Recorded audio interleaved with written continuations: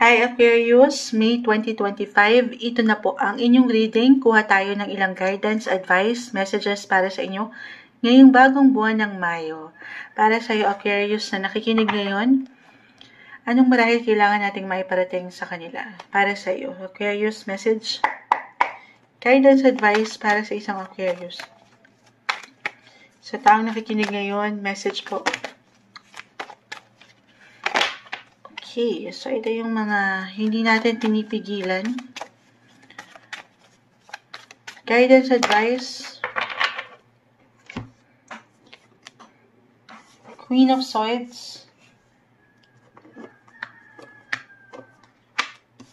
Queen and King of Swords. Sinapol natin ito maigi actually, pero kanina lumabas din yan. Although naka-reverse. Before your sign, Aquarius, sa mga Capricorn, kung di ako nagkakamali. The Emperor, the Death card, di kailangan katakutan o laliman, meron lang po itong kalakip na mensahe. The Ten of Wands, the King of Cups, and the Nine of Cups. So definitely, meron kayo ditong i-release, Aquarius. Meron kayong i-let go. Something will end to make room for something new. New beginnings, new opportunity. Patuloy kayong dumadaan or dadaan talaga kayo sa ilang, yes, nakakuha tayo na ng major arcana, sa ilang major transitions or transformation ngayong May. Para sa higit niyong mas ika-comfort, ika-secure, ika-tatatag. Okay? Tayo po ay general reading. Just only take what resonate. Pwede itong mag-apply, unang-una na dyan, sa inyong buhay. Buhay, karera, trabaho, the 8 of Pentacles, 10 of Wands, reverse, or dito sa, ayan, gumagalaw, patawarin. Tayo po ay live na live sa ating blue up. Wow, blue up. Kasi nagpo-post na tayo sa TikTok eh. Hindi blue up. Ano ba? Nasa YT tayo. Patawarin. Anong oras na? 4:44. Angel numbers. 4:44 AM na guys. Kaya patawarin. Naghahang na si Moonchild. Pero ilaban natin to. Aquarius. Nasaan na tayo? Pwedeng mag-apply, trabaho man, buhay, karera, pera, pamilya. Kahit pare-pareho kayo ng sign Aquarius, ang bawat isa ay magkakaiba. Just only take what resonate. Okay? Pero meron kayong i-release dito. Sa aking ulitin, kahit sa simpleng pakiramdam lang, syempre, i-release natin yung ilang nakakapagpabigat or nagpapahirap sa atin, yung ilang dalahin, yung ilang burden. Emotionally, physically, mentally, financially, or even spiritually, the Death card ay narito. So, sa part na yan, tanongin ng sarili, Aquarius, tapikin nyo ang inyong mga balikat. This is the best month na dumaan kayo sa pagnilay-nilay, do some life review, lalo pa kung meron talaga kayong ilang dilahin right now. Pray tayo. Sa lahat ng nakikita ko dito, nandito yung kayo eh. Yung pagiging matatag nyo, pagiging leader-like nyo, pagiging boss-like nyo, the Emperor. Pero at the same time, tao lang tayo. Andyan yung ilang kahinaan. Ayan. Andyan yung ilang agam-agam. So, very important na pakiramdaman nyo yung mga sarili. May ilang changes. Be ready sa ilang pagbabagong ito ngayong buwan. O gaano man kabagal ang pagbabago, iba-iba ang proseso ng bawat isa. Pero definitely, dumadaan kayo sa mga changes na ito. Okay? Kumbaga umuusad, gumagalaw ang mga sitwasyon. Hindi nyo pa man yan ma-realize or in a way, para sa ilan baka stuck up or yung feeling stuck sa sitwasyon o relasyon. Do some reflection po. Halimbawa lang naman, if this is about your relationship sector, sa part na ito guys, kung hindi na kayo nagtatagpo, hindi na na-appreciate ng bawat ang isa, ano raw yun? Hindi na, umangat yung differences. Ayan. Parang hindi na ito something ma-work out pa. Or kahit anong pilit nyo, parang hindi na umaayon pa ang mga sitwasyon para sa inyo. At naiwanan lang kayo ng worry no ilang bigat na ito na aking na-mention. Kung hindi na on a soul level yung connection to death card, maybe isang indikasyon na it's time to release, to let go. Alam ko, diretso si Moonchild. Yun po ay para sa ilan na merong pinagdadaanan ngayon. Pero,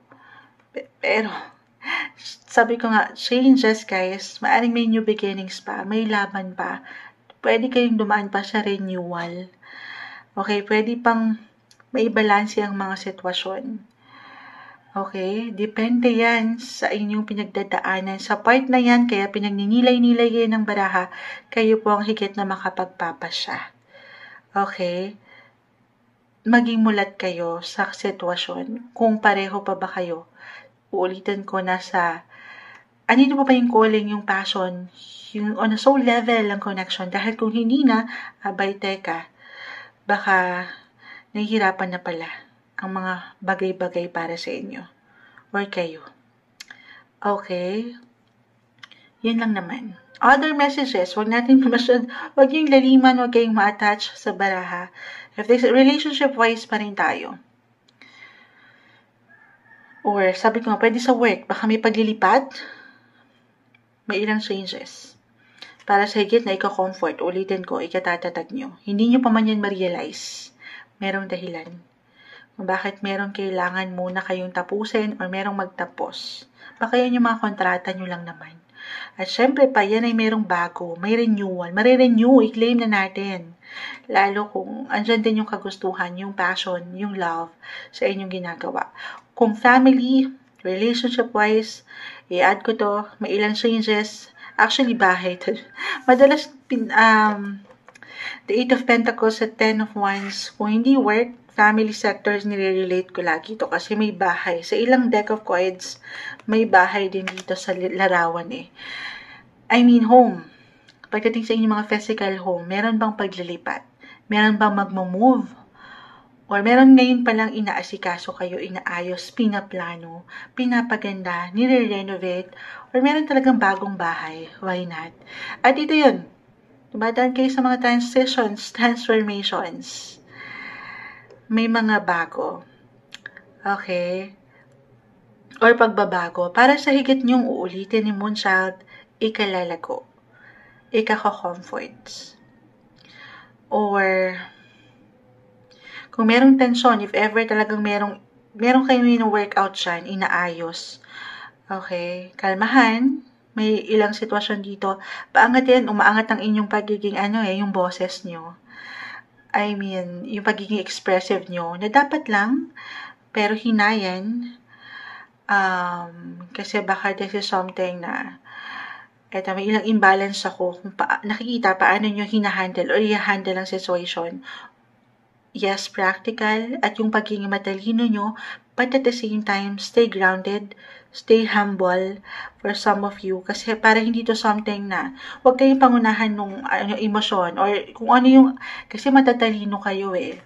Malalawak kayong mag-isip.